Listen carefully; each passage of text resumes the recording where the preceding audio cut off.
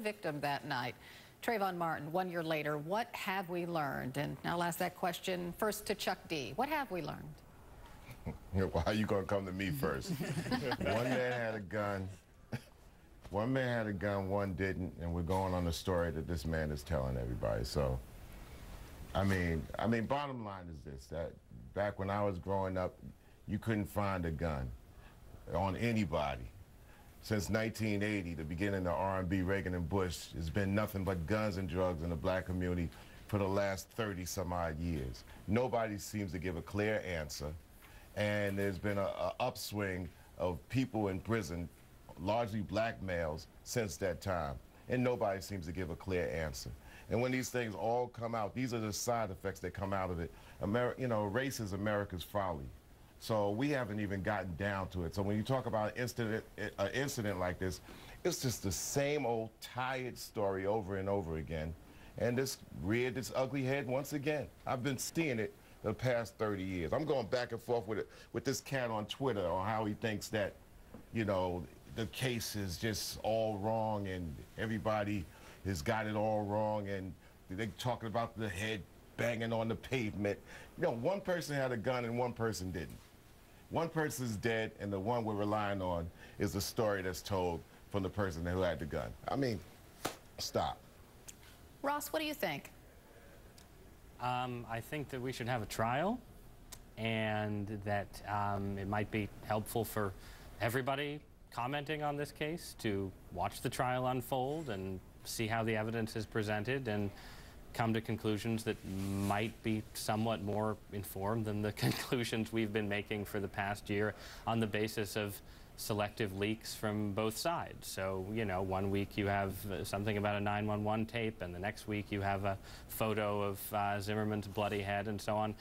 I don't think we've learned that much from this case, because I don't think there is that much to learn in the absence of the kind of trial by jury that's supposed to be the actual truth and fact-finding mechanism. Yeah, but Chuck D, earlier, and I'll pose this to Jason, brought up earlier, we had the O.J. trial.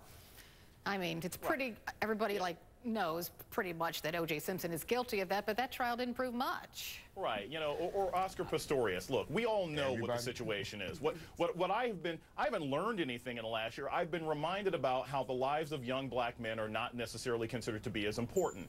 It has been amazing to me that Trayvon Martin's death was not rolled into these larger discussions about gun violence, because that's really what this is also about. The fact that George Zimmerman had a gun made it possible for him to make a stupid decision that cost a young man his life. It's the same issue that it took Barack Obama forever to start talking about young kids dying in Chicago. This is a larger gun issue. It is a race issue, and America has still not learned anything. And unfortunately, nothing's going to be learned after this trial, because that young man will still be dead, and his family will still be mourning, and Zimmerman and his family will still be running around on television trying to play the victim. Amy, do you agree? Well, I think if anything, we've learned that you shouldn't form your opinions off the sound bites that you hear in the media, because, we've had edited tapes be released that the network wanted to serve a purpose. You need to let the court system and the justice system work so that justice can be served. Don't try this in the media. It doesn't work. Yes, O.J. Simpson, that's one trial. Casey Anthony's another one. But at the end of the day, I do think it's a bigger story, like Jason just referred to, and I think Chicago's the perfect example. These kids in Chicago, there's so much violence there. No one is really talking about it. I mean, we're starting to have that conversation, but it's a deeper issue, Carol, because there's no opportunity for these kids. They don't know what it's like to go out and work.